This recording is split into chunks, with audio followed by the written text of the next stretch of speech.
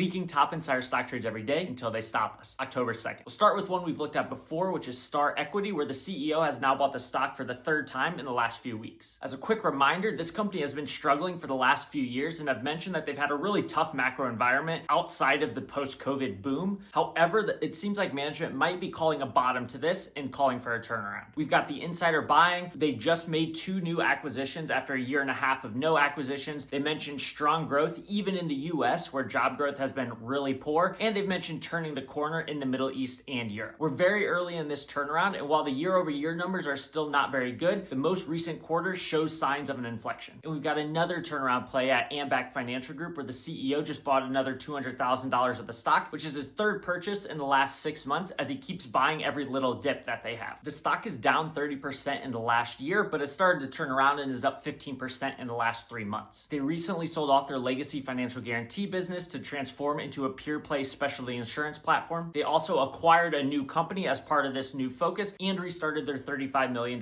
stock buyback program. They have a goal of $80 to $90 million in adjusted EBITDA by 2028, and considering they're at about 0 right now, that'd be a pretty massive goal, and I'm not sure they'll get there, but it does seem like the CEO has some confidence in this turnaround. And now for a CEO that's selling the stock, both the CEO and CFO at J.M. Schmucker Company have sold over $2 million of the stock in the last week. They had a terrible last quarter and their earnings estimates came way down, but the stock has actually fully recovered, even though there are still large concerns about tariffs, coffee prices, and their sweet baked snacks segment, which contains Hostess, has had a terrible run as consumers are not buying as many sweet snacks anymore. Overall, the company seems to be struggling a bit, and now we've got some insider sales on top of it, which certainly paints a more bearish picture. Find all the top insider trades at CEOWatcher.com.